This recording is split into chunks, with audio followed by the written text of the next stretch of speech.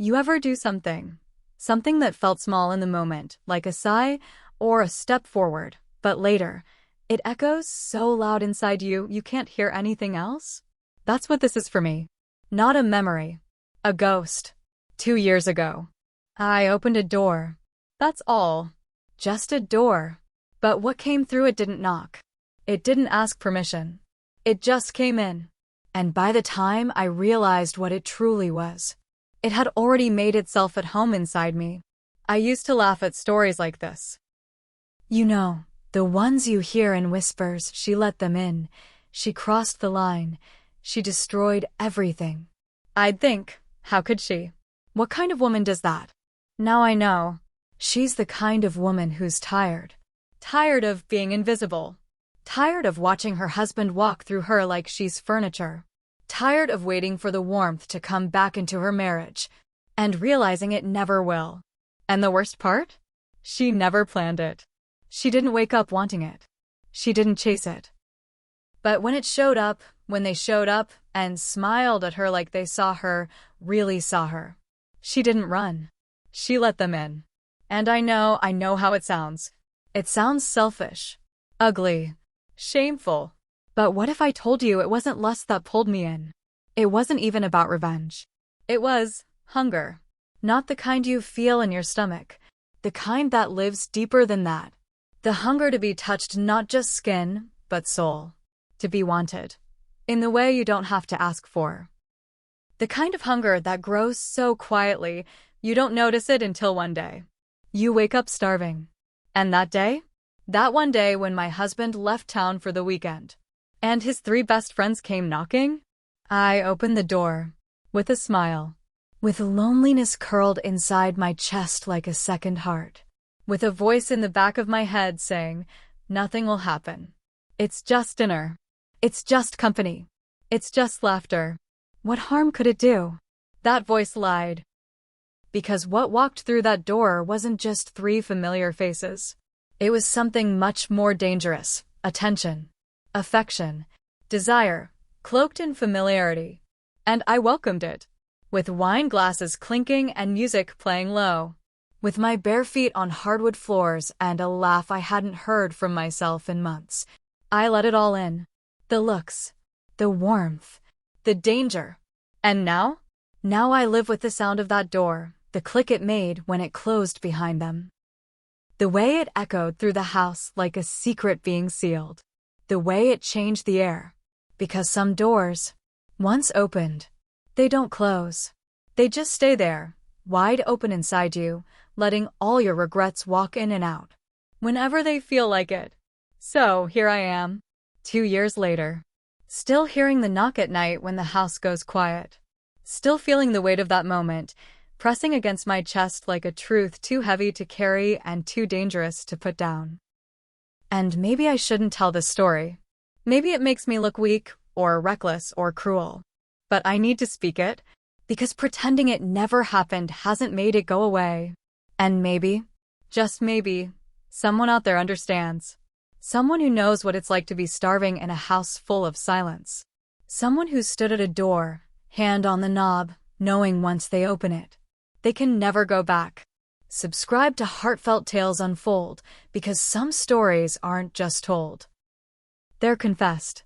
It wasn't the knock that changed everything. It was what I let in after. I'm 38. But some days, I feel much older than that. Like time has quietly passed me by, leaving me behind in my own life. My name doesn't matter so much here. What matters is the version of me that used to laugh without thinking, who used to feel wanted without effort, and who never questioned whether she still meant something to someone. That version feels like another woman now. Someone I used to know. I live in a 2-story house just outside the city. We bought it 10 years ago, back when Daniel still held my hand in public, when he'd race me up the stairs just to hear me squeal, when every room held a moment, kitchen kisses, hallway arguments that ended in make-up sex, living room dance-offs after too much wine. Now, the walls are quiet. Not peaceful, just quiet. The kind of quiet that feels heavy. The kind that makes you want to fill it with something, anything. just to feel like you're still here. Daniel used to be warm. He used to pull me in close at night, ask me how my day went like he actually cared. But work became his escape, and home became mine. He's not cruel. He's not unfaithful. He's just gone in all the ways that count. And somewhere along the way, I stopped trying to reach for him. You can only reach so many times before your arms start to ache. Then there's his friends. They've been around for years, long before I met Daniel. Mark was always the funny one. He'd walk in cracking jokes, filling the room with energy that made it hard not to smile. But his eyes always looked like they were carrying something too heavy for laughter to fix. Caleb is different. Quiet. He watches more than he speaks, but when he does talk, it's the kind of thing that sticks with you. Once, at a dinner party, he said to me, "You don't realize how lonely someone is until you stop talking and just listen to the silence they live in." I never forgot that. It made me feel exposed. Like he saw something I didn't even know was showing. Then there's Jason. Jason knows he's attractive. He's smooth, always has the right words, the kind that make you feel like you're the only one in the room. And even though I always kept my guard up around him, I won't lie. His charm was a kind of comfort I didn't realize I craved. They were just Daniel's friends.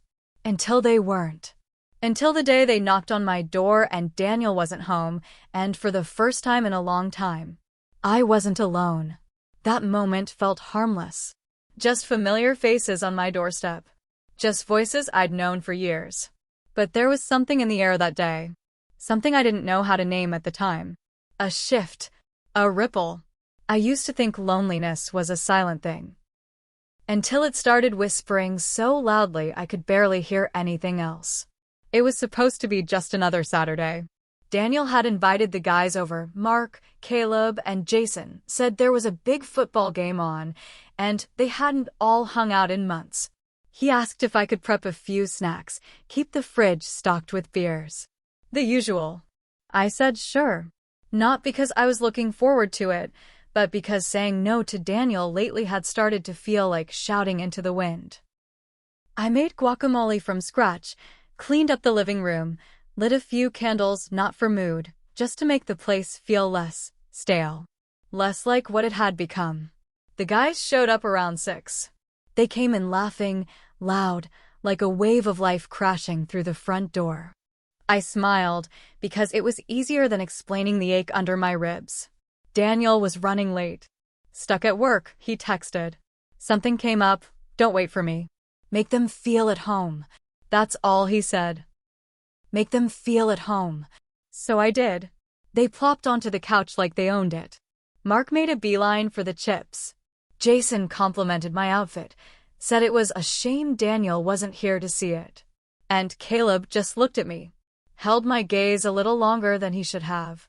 At first, it was nothing. We'd all shared space before. Cookouts, birthdays, lazy Sunday afternoons. They were familiar. So when Jason said, "Let's pour one for Daniel anyway," I didn't think twice. One drink. One quick game. A little banter. A little laughter. The TV played in the background, but no one really watched. I sat across from them on the rug, wine glass in hand, knees curled under me. I hadn't laughed that freely in I don't know how long. Then something shifted. Not loud. Not obvious. Just a pause that lasted too long. A glance that lingered. A joke that brushed too close to the edge. Mark told me I had the kind of smile that ruins a man's plans. I laughed, but my cheeks burned. Jason agreed, said Daniel was lucky and maybe even a little blind. Caleb didn't say anything. He just kept watching. Like he was reading a book he'd already read before, waiting for me to realize I was in the middle of it. I should have changed the subject. I should have stood up and excused myself. Said I was tired. Said it was late. Anything. But I didn't. Instead, I poured another round. And when Jason reached for my glass, his fingers brushed mine. Too long to be casual, too light to be innocent. I felt it, the way my skin responded. The way my stomach flipped. I told myself it was just wine. Just a moment. Just tired nerves and old friends and loneliness playing tricks on me. But deep down, I knew something had entered the room that hadn't been there before. Something that didn't belong, but was already settling in. If I had sent them away right then, maybe the story would have ended differently. Maybe I'd be telling you about a quiet night, a few harmless drinks, and the sound of the game humming in the background. But I didn't. I let them stay. And everything changed after that. I should have gone upstairs. I should have shut the door behind me, turned off the light, and reminded myself that I was a married woman. A good woman. A loyal wife. But I didn't. I stayed. I sat there on that rug, wine warming my throat, smiling at things that weren't really funny, laughing too hard at compliments I should have brushed off. And the worst part? I liked it. I liked being looked at like I mattered. I liked feeling seen again. It wasn't even about desire, not yet. It was about attention. It was about being noticed. Because it had been so long since Daniel looked at me like I was anything more than a routine. So long since his hand reached for mine just because. So long since my birthday was remembered without a calendar reminder, or an anniversary wasn't skipped because of a conference. I didn't want to betray him. That thought still felt like too far a line. But wasn't it also a kind of betrayal to leave me this empty, this invisible? I kept asking myself questions I wasn't sure I wanted answers to. Was this wrong? Or was it just what happens when love starts to starve? It's just harmless attention, I told myself. I'm not doing anything wrong. They're just being nice. I'm just being polite. But the voice inside me knew better. It whispered things I didn't want to hear. Things like, "You're enjoying this too much. You're opening doors you won't know how to close." I tried to drown that voice out, focused instead on the way Jason's eyes held mine a little too long. The way Mark's laughter made the room feel less lonely. The way Caleb didn't say much, but his silence made me feel more understood than any words could. And suddenly, memories started flooding back. Not of them. Of Daniel. The way he used to come home with flowers for no reason. The time we got caught in the rain and he spun me in the middle of the street. The way he once looked at me like I was his whole world. Where did that man go? Was he buried under deadlines and business trips and late-night calls? Or had I just stopped being his world without realizing it?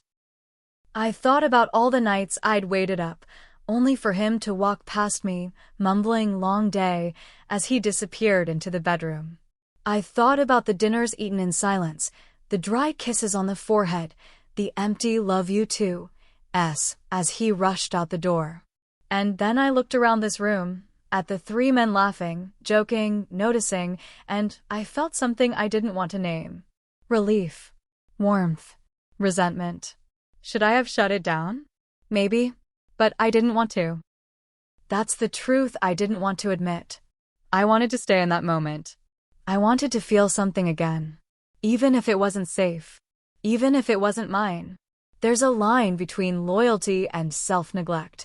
And I had crossed it so many times for Daniel, I didn't even know where it was anymore. Sometimes, when you starve a heart long enough, it'll feast on whatever crumbs fall its way. The drinks kept coming. And with every pour, the room got warmer. Not just from the wine, but from the way their laughter lingered, from the looks that lasted a second too long, from the closeness that crept in without permission. I was on the couch now, Jason to my left, Mark on the floor, leaning back against the coffee table. Caleb across from me, quiet, always watching. We weren't talking about football anymore. We were talking about old stories, shared memories, silly things from their college days. And then Mark grinned and said, "Let's play something." Come on. Truth or dare.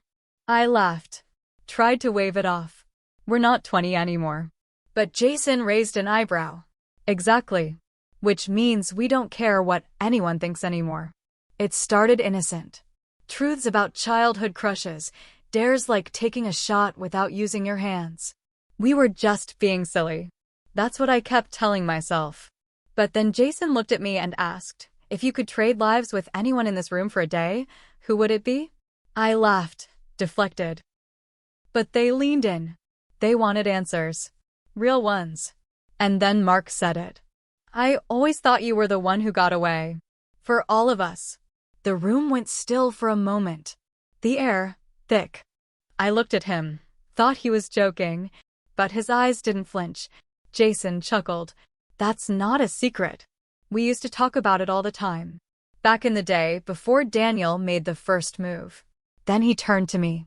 Do you know how many times we all tried to talk him out of it? Not because we didn't want him to be happy, but because we all wanted to be where he was standing. My breath caught. I felt it in my throat, that twist of emotion that wasn't quite flattery, wasn't quite fear. Something else. Something dangerous. I looked at Caleb. Still quiet. Still watching. But there was something in his eyes now. Not judgment. Not amusement. Just knowing. Like he'd already seen the end of this night and had accepted it. I should have left. Should have pushed back. Should have said, that's enough. But I didn't, because some part of me liked hearing it. Not because I wanted them, but because it felt good to be wanted. Even if just for a moment.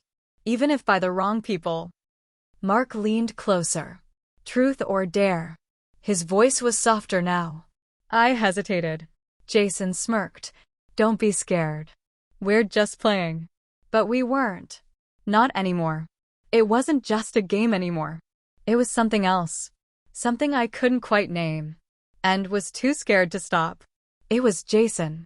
Of course it was. He leaned forward, eyes locked on mine, and said, all right then, dare. Let each of us have one slow dance with you. Just one. Nothing crazy. Old school. No strings. He smiled like it was all in fun. Like we were just bored adults reliving college games.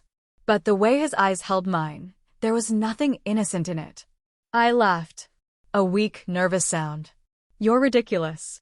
But I didn't say no. Because something inside me, something buried so deep it hadn't made a sound in years, sat up. And whispered. Just one dance. That's all. One moment. You deserve that, don't you? I stood. I don't even know why. Maybe I wanted to prove I wasn't affected. Maybe I wanted to feel wanted without the weight of what it meant. Or maybe I was just tired of saying no to myself. Jason moved first. He offered his hand with a mock bow. I placed mine in his. The living room light was dim. The wine bottle was nearly empty. And somewhere, a slow song played low from the speaker, one of those soft, lazy tracks that made everything feel a little closer. He pulled me in, not too close. Not at first. But with each step, each sway, the space between us disappeared. His hand rested on the small of my back, light, but not distant. And then he whispered, God, you feel like I always imagined. I didn't respond. I just kept swaying, telling myself it was still just a dance. When it was Mark's turn, he didn't speak. He just held me, softer than I expected, but his fingers drifted slow, uncertain at first, then lower. They paused just at the curve of my hip. And I felt the breath catch in my chest, not because I was afraid, but because I wasn't. Then came Caleb, the quiet one. He didn't even look at me when he stepped in. Just rested his hand in mine, his other arm wrapping around me with a stillness that said everything. And that silence? It said more than any of their words. He didn't compliment me, didn't flirt. But when our eyes met for the briefest second, I felt seen. Not as a woman in a game, but as someone starving for something she couldn't name. By the time the music faded, I was no longer standing on solid ground. I felt flushed. Breathless. Not from dancing, but from the weight of what we weren't saying. Because somewhere in those steps, something had shifted.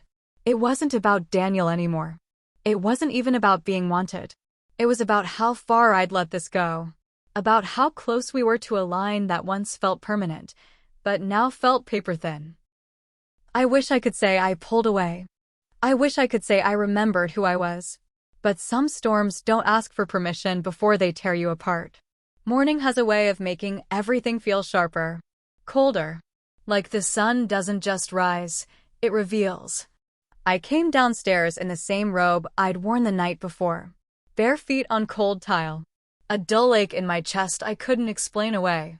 Mark was already up, sitting at the edge of the couch, head in his hands like he hadn't slept. He looked up when I walked in, but his eyes didn't hold mine for long.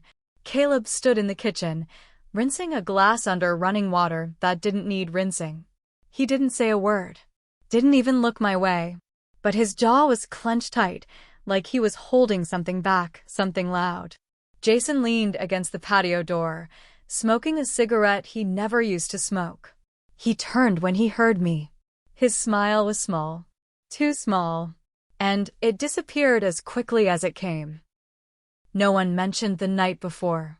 No one laughed. No jokes. No casual teasing. Just silence. Heavy, uncomfortable silence. And I felt it. All of it. The weight of what we didn't say. The line we didn't draw.